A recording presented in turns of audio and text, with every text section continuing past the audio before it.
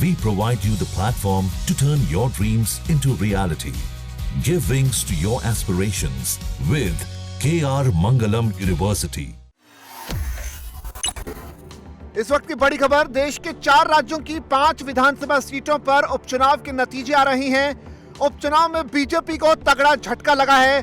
लुधियाना से संजीव अरोड़ा, जो कि आम आदमी पार्टी के उम्मीदवार हैं, वो आगे चल रहे हैं, जबकि केरल की नीलांबुर सीट से कांग्रेस को बढ़त भी मिल रही है। इस वक्त की बड़ी खबर आ रही है उपचुनाव को लेकर, जहां पर लुधियाना वेस्ट से और विसावदर जो सीट है गुजरात की, वहां से आम आदमी पार्टी आगे चल रही है। और चौंकाने वाले अब तक के रुझान सामने आ रहे हैं। नीलांबुर में कांग्रेस को बढ़त मिली है, जबकि कालीगंज में तृणमूल कांग्रेस को बढ़त मिली हुई है। इस वक्त की बड़ी खबर उपचुनाव से रिलेटेड सामने आ रही है। देश के 4 राज्यों की 5 विधानसभा सीटों पर उपचुनाव के नतीजे आज सामने आ रहे हैं। मतदान पूरा होने के बाद आज वोटों की गिनती हो रही है। गुजरात की 2 विधानसभा सीटों पर उपचुनाव हो रहा है, वहीं पश्चिम बंगाल, केरल और पंजाब की एक विधानसभा सीट पर उपचुनाव हुआ। 4 राज्यों की सभी 5 सीटों पर 19 जून को वोटिंग हुई थी, जबकि गुजरात की कुछ जगहों पर परेशानी के बाद चुनाव आयोग ने दोबारा मतदान कराने के आदेश दिए थे। लेकिन हैरानी की बात यह है कि उपचुनाव के नतीजों का किसी भी राज्य की सत्ता पर असर नहीं होने वाला। लेकिन पंजाब में आम आदमी पार्टी को जीत मिलने पर आम आदमी पार्टी को एक राज्यसभा सांसद मिलने का रास्ता जरूर साफ हो जाएगा।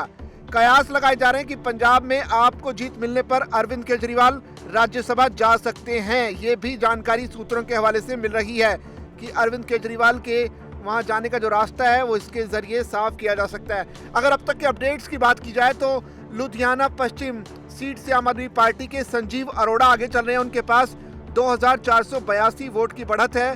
बीजेपी उम्मीदवार दूसरे नंबर पर हैं। इसके अलावा विसावदर से आम आदमी पार्टी के उम्मीदवार गोपाल इटालिया जो है वो आगे चल रहे हैं। गोपाल के पास 391 वोटों की बढ़त है।